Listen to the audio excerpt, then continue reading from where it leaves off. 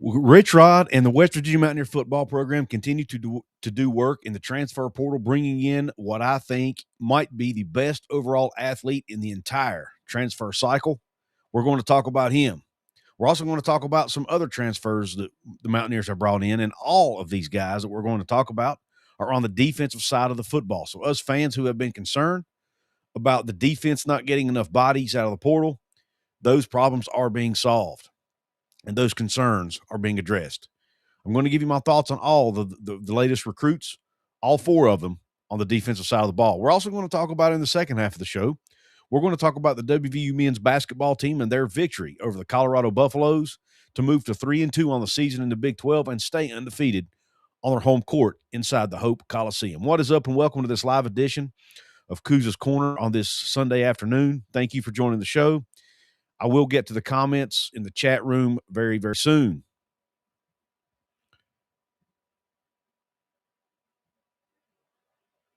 Want to first off go ahead and start off talking about these recruits that West Virginia has brought in from the transfer portal. They've got commitments from at least. All four of these guys that we're going to talk about in today's show are from the defensive side of the ball. Okay, so keep that in mind. Addressing needs on the defensive line, primarily at edge rusher, and also addressing needs in the secondary and at the linebacker spot. So they're filling spots at all three levels of the defense. We're going to start off talking about the one you see on the one I call a freak athlete, freak of nature on the thumbnail, Mr. Tobi Haastrup. He's an edge rusher from Oregon. This young man, something else. I mean, when you look at Tobi Haastrup, there was an article about him over at our website, over at WV Sports Chat, but here's what you need to know about him. He's a native of London, England, first off. He only played American football 1 year before getting recruited to Oregon as a 4-star recruit. Keep that in mind. He played 1 year of high school football at Made High School in Texas and was a 4-star according to ESPN. He committed and went to Oregon for a year. Did not see, I think he only played in 3 games and saw some snaps on special teams, but did not see the field on defense. I'm assuming because he, needed more experience, right? He was a true freshman with very little experience playing the game of football. But he's 230 pounds, stands 6'4", and one of his teammates called him a freak of nature. Said he thought he was a transfer, did not even realize he was a true freshman because of his build and his body. I mean, he's an absolute beast. But the reason I called him a freak athlete is because he runs a 10.7 second 100-meter dash on the track. That equates to probably somewhere in the 4.4 to 4.5 range on the football field. Probably closer to a 4.4. Yet he stands 6'4" and weighs 230 pounds. Now, I talked about the young man that West Virginia was talking to from the D3 ranks being a freak athlete. Maybe now we know one of the reasons the young man canceled his visit to West Virginia. Did he know that the Mountaineers were looking at Tobi Haastrup, who already has a year in a Power 4 weight room, a year practicing against Power 4 level competition in Oregon, mind you, a team who made the college football playoff, one of the best rosters in college football, talent-wise. He practiced against him every single day. So this young man is going to come in with a much higher likelihood of seeing the field and being able to help this team win, in my opinion, than the kid like Liam Danitz, who was coming up from the D3 ranks. No offense to that young man. He may end up being a great player. But the level of competition they've played against is not even close. Let's just be honest. So they had a chance to get this Tobi Haastrup from Oregon. Again, he's only played 2 years of American football, but he's a freak athlete, man. 10.7. He according to his X account, he runs 22.4 miles per hour on the Catapult GPS system. And I'm going to go ahead and do a screen share of a video he posted on his Twitter account showing himself running. And I want you guys to watch this. For those of you who are watching, if you're listening, go over to his Twitter account and check it out for yourself. But I think you'll just be amazed at how fast this young man can run. Let's go ahead and bring it up here. You can see it right there.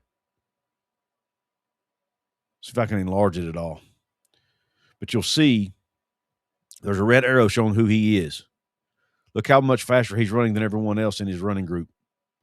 I mean, he has sprinter speed as an edge rusher, y'all. That's amazing stuff. But if you can't see it good, or if you're listening, go to his X account. His name is Tobi Haastrup. He spells it Haastrup. His Twitter handle is @UpNextTH. @UpNextTH. Go check him out on Twitter, but you'll see the video I'm talking about. But he's just a freak athlete. That's all there is to it. And one of his high school teammates, his college teammates at Oregon, had some very, very cool comments to say about Tobi Haastrup. Let's see if I can find it here. And by the way, he has all 4 years of eligibility remaining because where he only played a handful of snaps. He did not play in more than 4 games, which means he has all 4 years to play. So this is not only a move, this is a move to secure the future of the edge rush position at West Virginia. And he's not the only edge rusher they're bringing in, which we'll get to the other one in just a minute. But I'm looking for this tweet from one of his teammates described him during an interview as a freak of nature.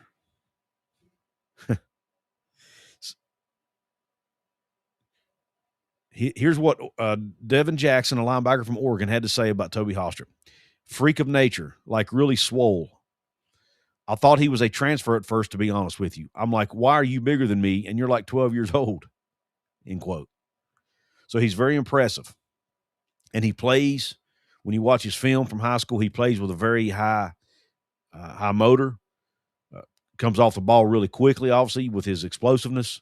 This young man has an opportunity, in my opinion, if he stays at West Virginia, learns under this staff, and stays focused, does things the right way, which I have no reason to think he won't, I think he has an opportunity to be the next great edge rusher to come out of West Virginia. West Virginia has not had great edge rushing performance in quite some time. I mean, there have been flashes in individual games, but they have not had really since, golly, do you have to go back as far as Bruce Irvin to really, maybe there's been somebody since then. We've had good defensive line play with, like Dante Steele, for example, or Darius Steele.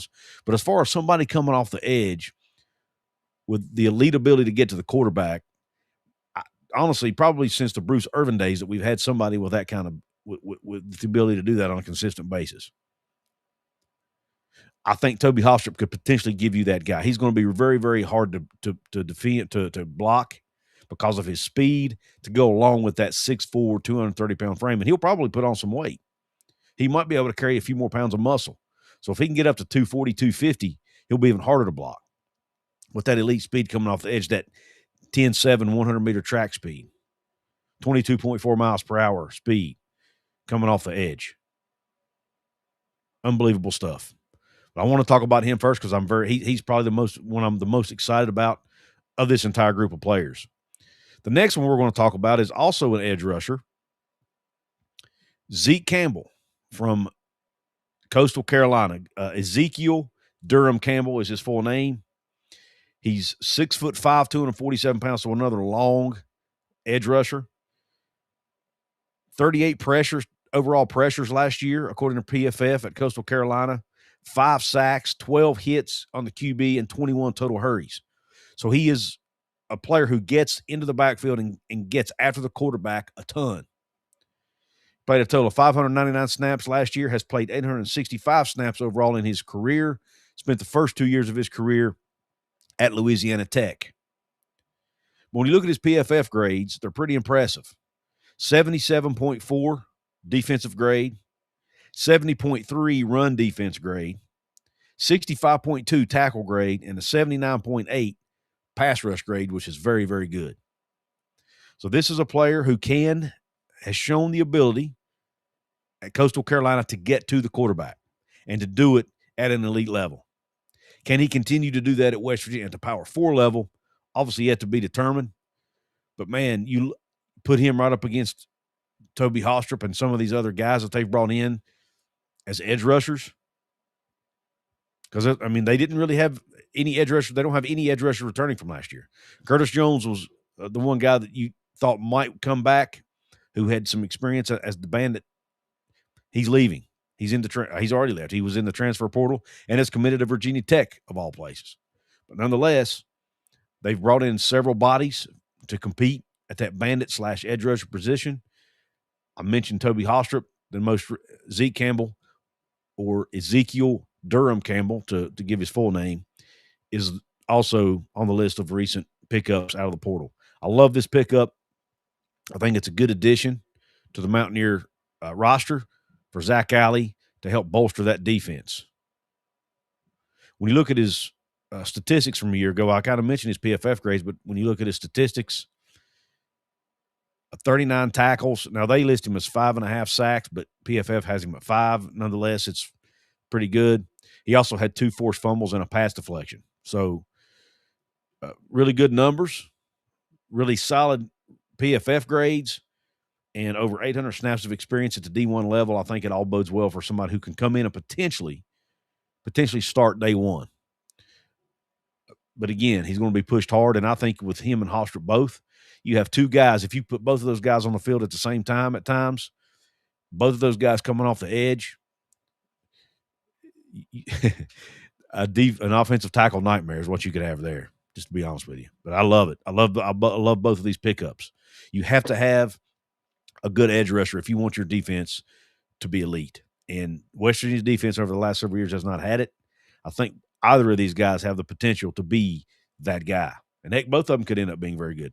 Campbell's only has 1 to 2 years of eligibility left, and then you have Haastrup with 4 years of eligibility left.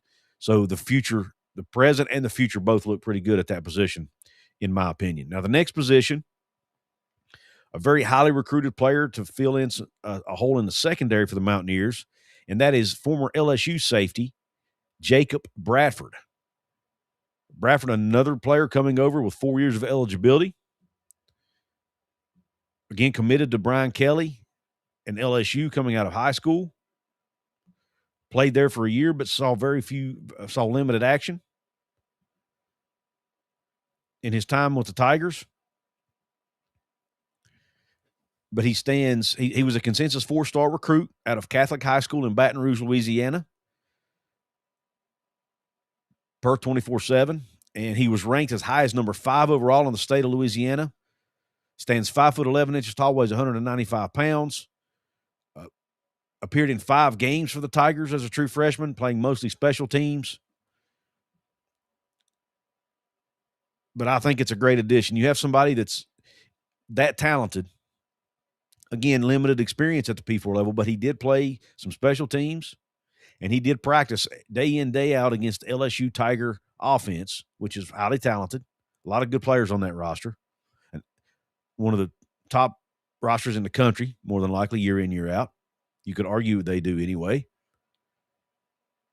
So he has experience at the P4 level, at least from a practice standpoint and a special team standpoint. He obviously has a talent, rated as a consensus 4-star recruit, one of the top recruits to come out of the state of Louisiana. It's my understanding he was high school teammates at Edna Carr with 2 other Mountaineer recruits coming in, John Johnson, and who's a quarterback, and then the Wilford young man with the last name of Wilford. I think it's Greg Wilford, who's playing the wide receiver spot from Edna Carr. It's my understanding that Jacob Bradford actually played with them at Edna Carr, but correct me if I'm wrong in the comments. But nonetheless, he's coming from that same area out of Louisiana. I'm wrong. He went to Catholic high school. So I'm backing up. He went to Catholic high school, not Edna Carr, but nonetheless, he's still coming out of the Baton Rouge area where there's a ton of high school talent in the high school ranks there. A very, very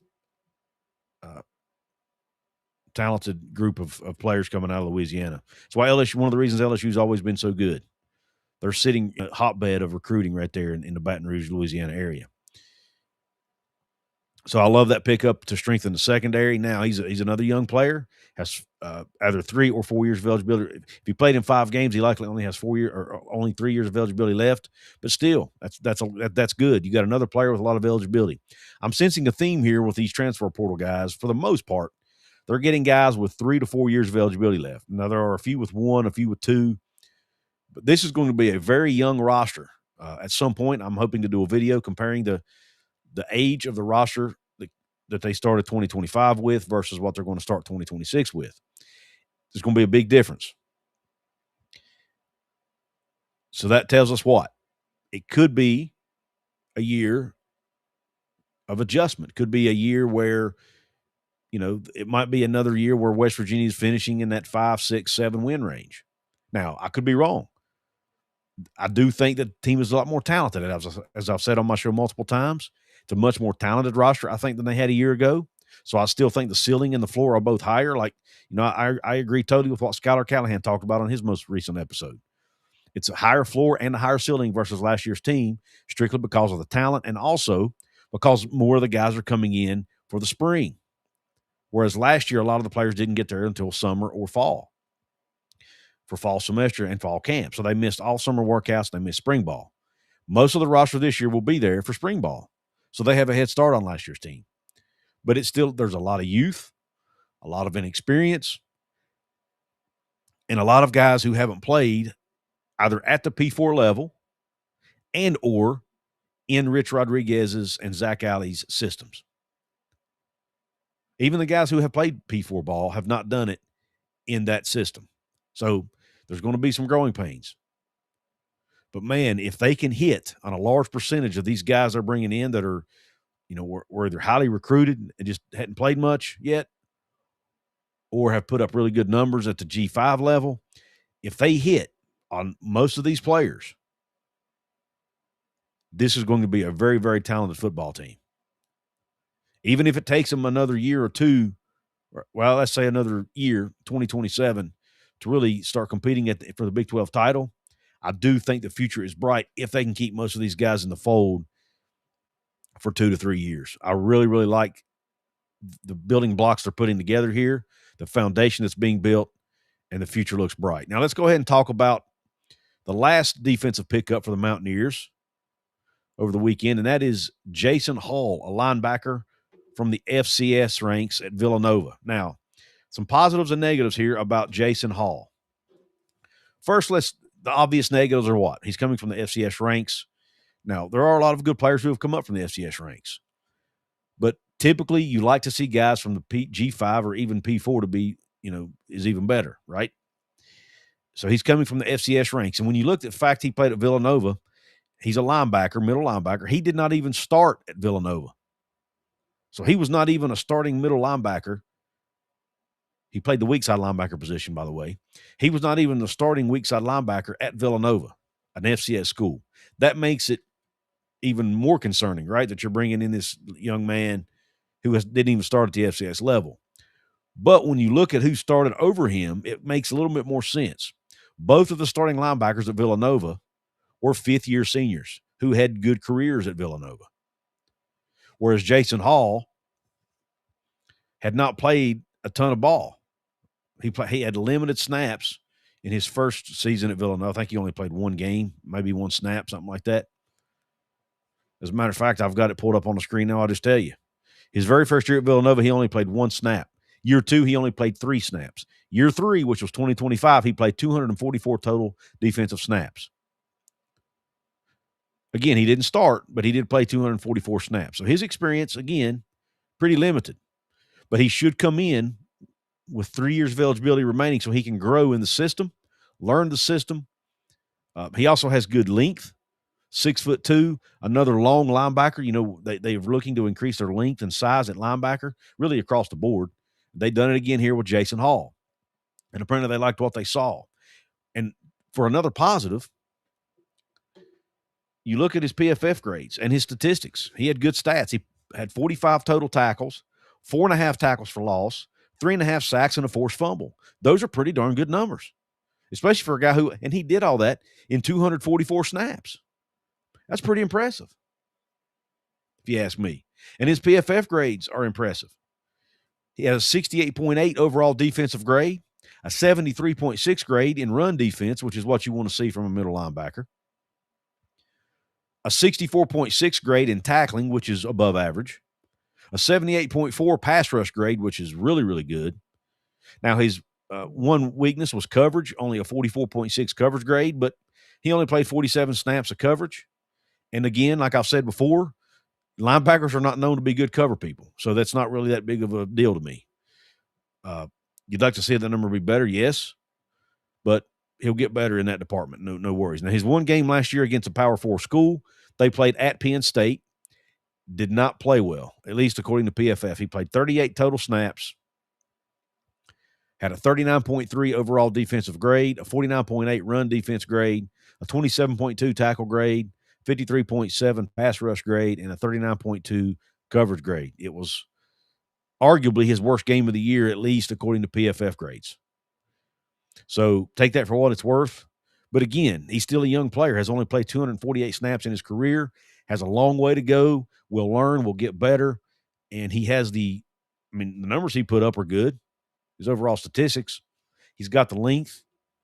Obviously, he has the athleticism that Zach Alley and Rich Rod thinks he can play at the P4 level. So they need depth at linebacker. They got it with Jason Hall at the very least. He's a depth piece. At best, he could turn out to be a very, very good football player. We got to trust what Alley and Rich Rod and the others are seeing in this young man. But, a solid pickup out of the portal. Not every, like I've said in previous videos, not every single player you're going to get is going to come in and be a day one starter. You have to have backups. You have to have practice players. You have to fill out a 105 plus potentially man roster. So not everybody's going to be a starter, but you have to have guys who can at least give you good looks at practice, be depth pieces. And maybe Jason Hall fits that. But again, the young man could come in and surprise a lot of people and play very, very good football. Let's go ahead and jump over to the comment section. And then the second half of the show, we will talk about West Virginia men's basketball and their win over Colorado. We've got WV Charlie in the house. We have Travis Overdorf in the house. Chevy Diesel says, I think we're going to be a lot better, Coos. The offense will run the football this year, baby. John Christophic in the house. Jersey Ear, what's up, brother? He says, love that WVU is getting former four-star guys in fold. Think there is high upside between LSU, Oregon, Clemson guys. Absolutely, I agree. You got these guys that are four-star recruits that West Virginia typically doesn't get a ton of, right? Well, now you're getting them out of the portal after they've already have a year of experience in a P4 strength and conditioning program and practicing against P4 guys. Heck, maybe that's even better than getting them out of high school. Who knows? But you're still getting them in the fold. The key is developing them, getting them to buy in and fit into your system and what you're wanting to do, and keeping them in the fold. That's going to be critical too, is can you keep them in the fold? Mountaineer headlines. Now he gets to play his former team in the first game next season. That's true. Talking about Zeke Campbell from Coastal Carolina. That's who West Virginia does get to play them next year. We have Travis Overdorf. I mentioned him. Anthony Manzano's in the house. Coos, this is a general Big 12 question, not just West Virginia. Why has the Big 12 had a history of being known as a horrible defensive conference? It all goes back. It's really not a long-term thing. It goes back to that when West Virginia first came in the league in the decade of the 2010s. You had all these high-potent offenses putting up 60, 70 points a game. I mean, West Virginia's very first game in the Big 12 was at home against Baylor, or if you all recall. Final score was 70-63. I was at that game. It was a fun game to watch. But, man, there was no defense to be played in that game. So there was and you had that happening almost every single weekend, and it was, Oklahoma's offense was putting up big numbers. Even Oklahoma State's offense back then was putting up big numbers. Baylor, had that high-powered offense under Art Briles. Obviously, West Virginia under Dana Holgorsen was putting up a lot of points. But I think if you look back at it, really, you have to look deep. There was a ton of good quarterbacks in the Big 12. I mean, think of some of the quarterbacks that came through during that time. Colin Klein, Geno Smith, even go to all the way to Will Greer. Skylar Howard was putting up big numbers in that air raid offense.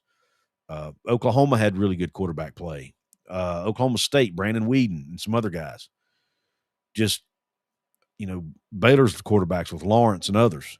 You had really high power, highly talented, I would say, quarterback play, along with really fast pace offenses like Mike Leach and Dana Holgerson and Art Briles and all these. That's really when these air raid, high flying air raid offenses were really starting to take hold.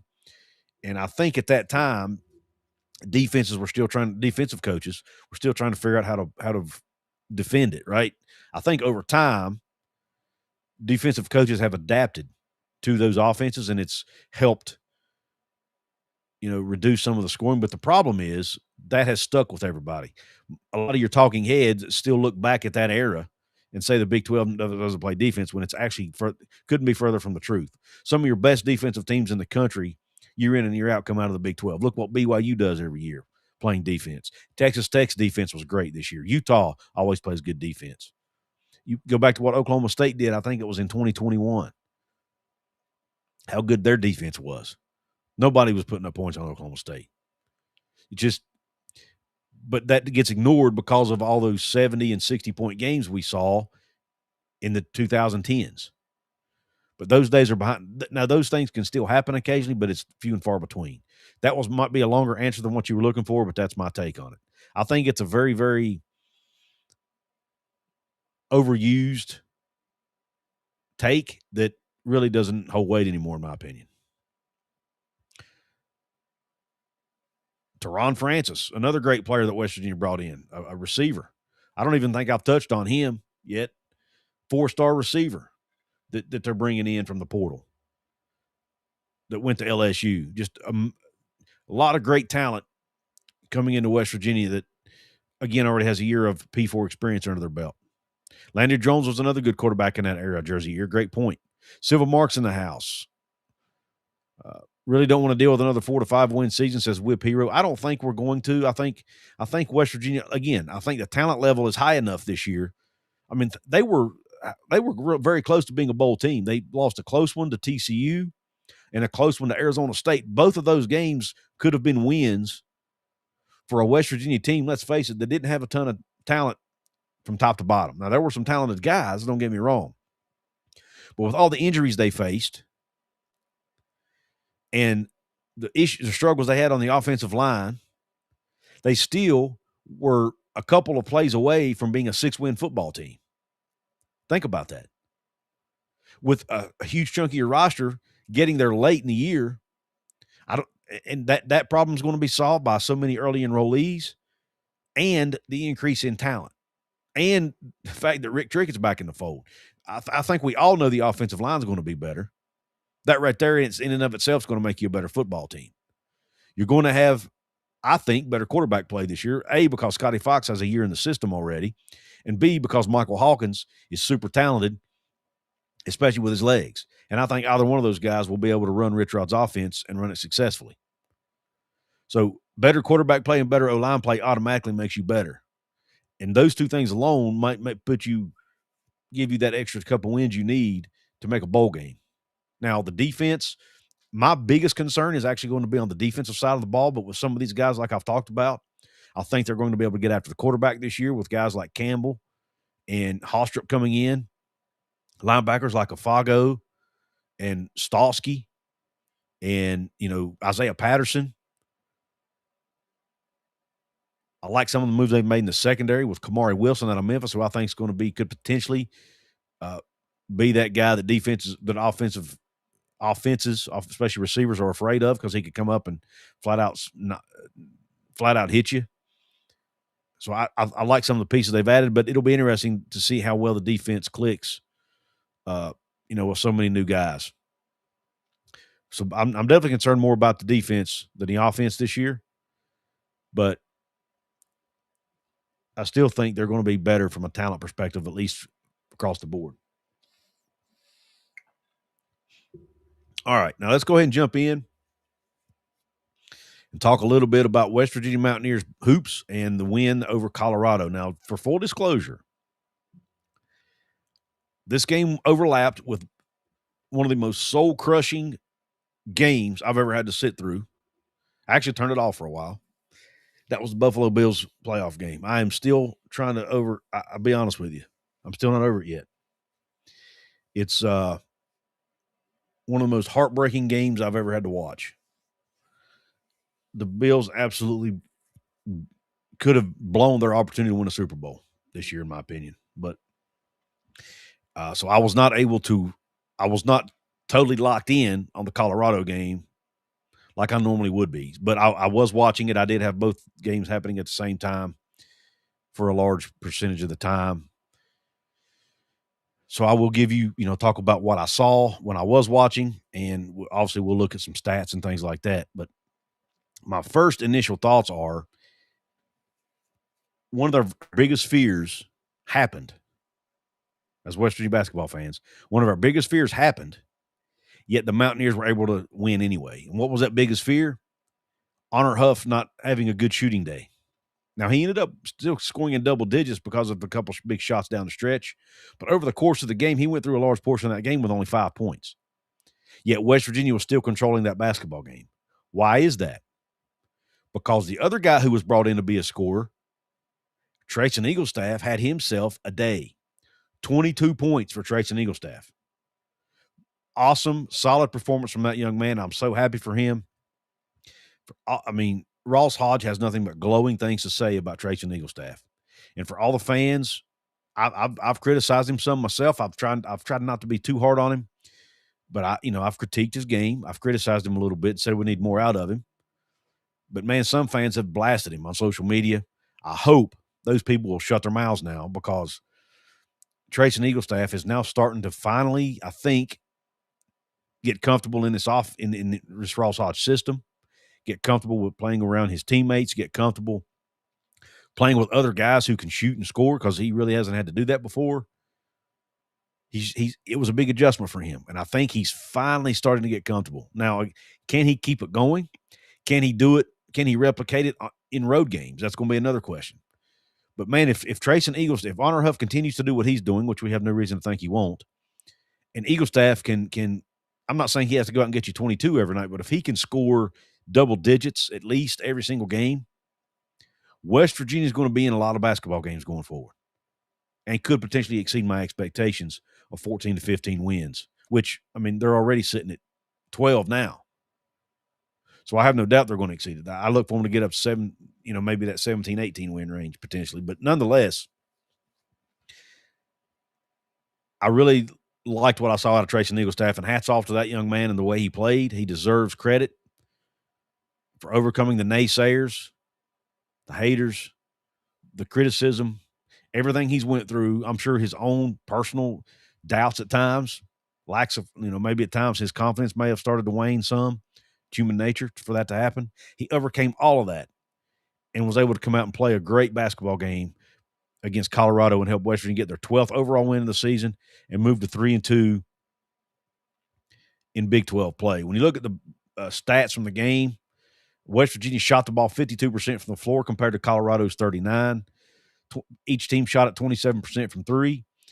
West Virginia was 6 of 22, and Colorado was 7 of 26.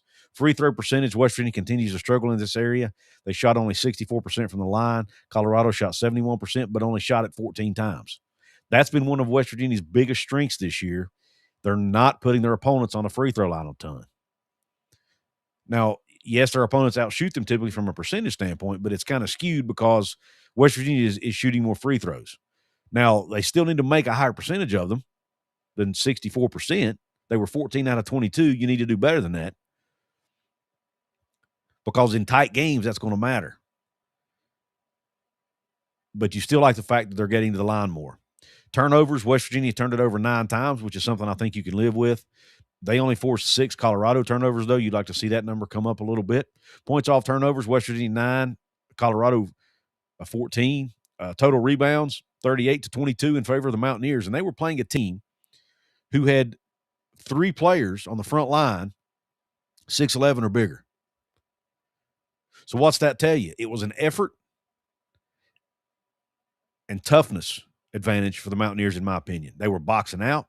They were getting in position. They were putting forth more effort to go towards the basketball. Go get the bat. Rebounding is a large. Some of it is size. Some of it is knowing where to go and when to be there and get in position. But a huge percentage of rebounding is just flat out effort. And I thought West Virginia did a much better effort on the glass than Colorado did. West Virginia got 11 offensive rebounds to Colorado's 9. But, if you listen to Colorado's coach, Tad Boyle, in his post-game press conference, he talked about how Colorado only had 1 offensive rebound the entire first half of the game, where West Virginia had, I think, 6, and had 5 different players had those 6. So, just West Virginia was crashing the boards at a much higher rate than Colorado was. Second chance points, 17 for the Mountaineers, thanks in large part to those offensive rebounds, and then 9 for Colorado. 8 for Colorado. Bench points, it was 11-10 in favor of Colorado. Points in the paint, 30-28 in favor of West Virginia. Fast break points, Colorado had 11. West Virginia had 5. Blocks, 3-1 in favor of Colorado. No big shocker there. Their size advantage. Steals, 5-4 in favor of Colorado, and assists, 11-10 in favor of Colorado. Now, when you watch what I was thinking about as I was putting together this show is I'm thinking, West Virginia's defense has been great this year. They're top 5 in the country in opponent points per game. They're top 35 in top 35 in opponent effective field goal percentage, top 8 in opponent 2-point percentage, top 29 in opponent shooting efficiency. So they're top 11 in opponent field goals made. So they're near the top of the country in several defensive categories. But you don't see a ton of forced turnovers. You don't see a ton of fast break points, things like that you usually see with teams, because it's a different style of defense. We got accustomed to seeing that Bob Huggins. You don't see a ton of steals. I think I mentioned that, but you don't see with Bob Huggins, we got accustomed to seeing that full court press, the very aggressive full court defense. And his defense was kind of predicated on forcing turnovers. Even his half court defense was predicated on forcing turnovers. Whereas Ross Hodge, yes, he loves to force turnovers, don't get me wrong, but they're more about keeping their opponents out of the paint, forcing them to shoot 3-point shots, and controlling the clock and the game that way. It's a whole different mindset, whole different defensive style. They can both work, but it's a totally different style. Now, you still like to see – you still want them to be aggressive, because you have to be aggressive to stay with your man, to cut off passing lanes, and do all those things. But it's just a totally different defensive style. But it can be effective. And I think, West Virginia's defense is playing really well. Now, that they have inconsistencies at times, especially when they play against Big 12 competition. But overall, number 5 in the country is a good place to be when it comes to holding your points to a low scoring number. So hats off to Coach Hodge and his staff for that. When we look at the plus minus from this game, it's something I wanted to take a look at. The highest plus minus on the team was Jasper Floyd at a plus minus of 19, plus 19. Now, he only scored 4 points in the game. But when he was in the game, West Virginia outscored Colorado by 19 points. He played 31 minutes, had 4 points, 6 defensive rebounds, and an assist. But his defensive effort, the job he does on the defensive end of the floor, is something I think might get overlooked. He also had 2 steals, by the way. It's something that may get overlooked at times. Jasper Floyd might be their best it's either he or Brendan Lorient are probably their best 2 man-to-man defensive players. Speaking of Lorient, he had a plus minus of plus 13, had 12 points in 31 minutes on 4 of 8 shooting, including a 3-pointer. Had 9 rebounds, so he was 1 rebound away from a double-double. Also had 2 assists and a block.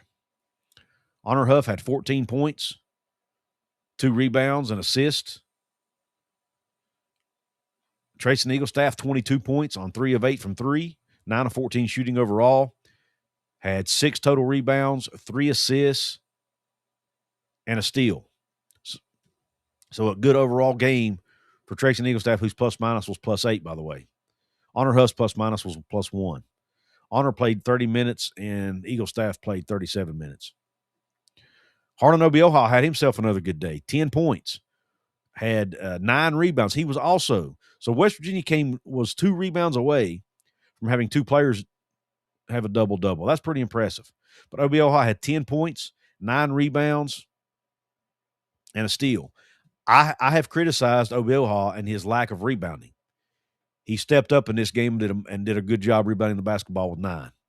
Amir Jenkins continues to grow and blossom as a point guard in the Big 12, played 22 minutes, had 6 points to go along with 2 rebounds and 3 assists. Just did a really solid job, had a couple nice buckets in the paint. His ability to score in the mid-range game and his body control to me is something that really impresses me when he has the ball in his hands. I love watching him play. DJ Thomas off the bench with 2 points in 13 minutes, had a rebound and turned it over one time. As far as your turnovers go, I mentioned they had 9 total. 2 players had 2. That would be Brennan Lorient and Honor Huff. And then you had a few guys who had 1. So nothing major there. But anyway, for Colorado, probably wouldn't be fair if I didn't mention their top guys. Their leading scorer on the day was Isaiah Johnson, who had 12 points on 4 of 8 shooting. Sebastian Rancic had 10 points. Dak had 11 points. And then, actually, no, I'm wrong. Hargis was their leading scorer with 15 points on 4 of 10 shooting. Leading rebounder on the day was McKaylee with 7 rebounds. Alan McKaylee had 7 rebounds on the day for the Buffaloes.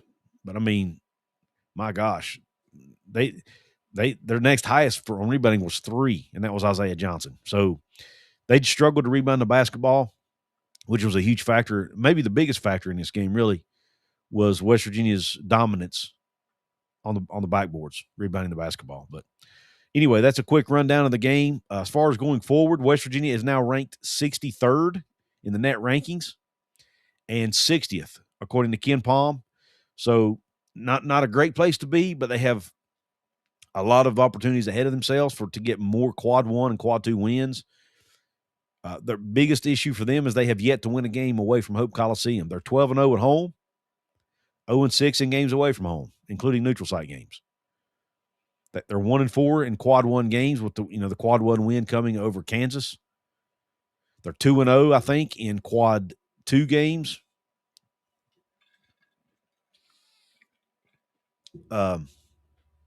Actually, no, I don't want to misspeak. I do know they're 1-4 in quad 1 games. And they have, I think, 2 wins in quad 2, and then they're undefeated in quad 4 and so on and so forth. But anyway, they're 12-6 overall. They're 3-2 in Big 12 play with all 3 wins coming inside the Hope Coliseum. They now have to flip the script and start winning some games away from the Hope Coliseum. They have to take a long road trip out west to face both Arizona schools, Arizona State and Arizona. They need to get that win over Arizona State because more than likely the Arizona game is going to be a loss. I think we know that. Arizona State, they need to pull off a road win. It's a team they can beat. Arizona State is a winnable game for West Virginia. But they have got – now, in all fairness, their 2 road games have been against Iowa State and Houston, 2 of the better teams in the conference. But so maybe they can start reeling off some road wins against some of these I'll just say lesser Big 12 teams. Not that they're bad teams, but they are beatable. Like Arizona State, UCF, schools like that they have coming up on the schedule that they should be able to win against. That's going to be the key. If they want to move up the net rankings and the Ken Palm rankings and all these other rankings, they have to start winning road games, bottom line. And I said before the season even started, West Virginia's non-conference schedule was not very hard. So it wasn't going to help them a ton come March. So they needed to win games against their non-con games against high major teams, they needed to win majority of them, and they didn't. You know, the losses to Xavier and Clemson and Wake Forest, and some of those other losses are going to come back to haunt them. That's potentially later in the season. Unless they can start winning some of these quad one games in the Big 12, which, again, they have one quad one game so far, but they have a long way to go and several more opportunities to do that going forward, and they need to pull some of those off, especially if they can do it on the road. That would really help their resume for March. Let me know what you think in the comments section. Let me jump back over to the chat. We have, see, Jersey Ear says, love that WVU is getting former four-star guys in the fold. Oh, already read that one. My bad. Says, how about their big man fouling out with 18 minutes left in game? That was wild, Jersey. Thanks for bringing that up. I forgot about that. Yeah, they had one of Colorado's big men. Let me go ahead and pull up his name here real quick. See, minutes. It was Jalen Holland, I believe. No. Was it Holland? No, it was Malone. Elijah Malone. There it is. Elijah Malone fouled out with 18 minutes still to go in the game. So only 2 minutes into the second half, he fouls out of the game. Ended the game with 2 points, a turnover, and 5 fouls. That was it in 9 minutes of playing time. I mean, how often do you see that happen? But that just goes to show you the West Virginia's ability, A, to draw fouls on the offensive side, and then B, to play defense without fouling because they didn't have anybody foul out of the game. So that was just, the foul situation and, of course, the rebounding, in my opinion, were the two biggest differences in the basketball game. And the fact that West Virginia shot the ball over 50% from floor helped as well. Anytime you can do that, you're going to win some games. West Virginia is on the bubble. Right now, I would say, yes, they're on the bubble. And I expect them to, honestly, to probably remain there for most of the year. That's just my take. There's going to be some up and downs with this team. Frankly, they don't have, they probably don't have let me say this the right way. They don't have a roster like a Houston or an Arizona or even a Kansas. But we saw that doesn't always matter, right? They were able to beat Kansas. So, but if they can keep up their defensive effort and even continue to get a little bit better in that front, be more consistent with it, if they can continue to get good scoring out of Trace and Eaglestaff, if Harlan Obioha can continue to play better the way he has the last couple of games, this team could steal some wins off some teams they're not supposed to beat. And I think they're trending in that direction, but, man, they've got to do it. They have to do it. We're looking at two different basketball teams when they play in Morgantown and when they play outside of Morgantown. They're like two different teams. They have to bring the same intensity, the same effort, the same mindset into every single game, even the ones on the road. It's easier said than done, obviously, but they're going to have to get to that point if they want to make the tournament. What's up, Mountaineers headline? He says, kept hitting our guys with his body and reaching in. Yeah, talking about Elijah Malone. You got that right. And then I say 19 or 20 wins is possible as long as we beat the teams we're supposed to. Yeah, it's possible, man, but, gosh, that Big 12 schedule is such a gauntlet. I mean, they're only 5 games in. They still have, 13 to go? Think about that, man. 13 more games of Big 12 play. And they've already went through teams like Iowa State and Houston and Kansas. But, yeah, it's doable. It is doable, man, but it's going to be tough. But let's just hope if they can continue to play the way they played against Colorado and knock off the schedule does line up well for them. I've mentioned that multiple times on the show. It lines up really well. They do not play the top teams in the conference more than once. Every team they play twice, they have an opportunity to win both games in each one of those series. Now, it's hard to do that, but they could potentially do that. If they can do that, that's 6 wins right there. Then you add in the Kansas win, that's 7. Obviously, the Cincinnati win would be part of those 6. I'm already counting that in. That's 7 wins right there.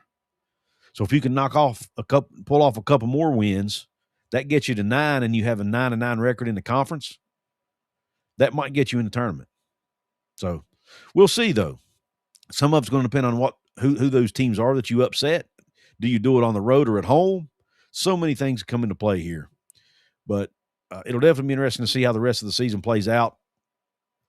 I do want to just real quick, I don't feel like this is one of my better shows I've done. And guys, I'll just be honest with you. This Buffalo game has kicked me in the freaking guts. It's been a struggle today, but I hate that I get this torn up over a sport, but it's just the way I'm wired. I can't help it. But I do appreciate everybody for hopping on. If you're watching this on a replay, even live, please hit the thumbs up button. Make sure you do that. It really helps the algorithm. Please make sure you share this with family and friends who may like West Virginia sports content. Shout out to the folks at Rogue Sports Network for allowing me to be a part of their family. If you're listening on podcast, please give us a 5-star review if you don't mind, and follow us over there, wherever you get your podcast, whether it be Apple, Spotify, wherever it may be. And heck, even YouTube now is very popular in the podcast world, and you can also find us there as well with the YouTube Music app. Really appreciate everybody tuning into the show today, whether you're watching it live or on the playback. God bless each of you. Take care. God bless. Q Country Roads.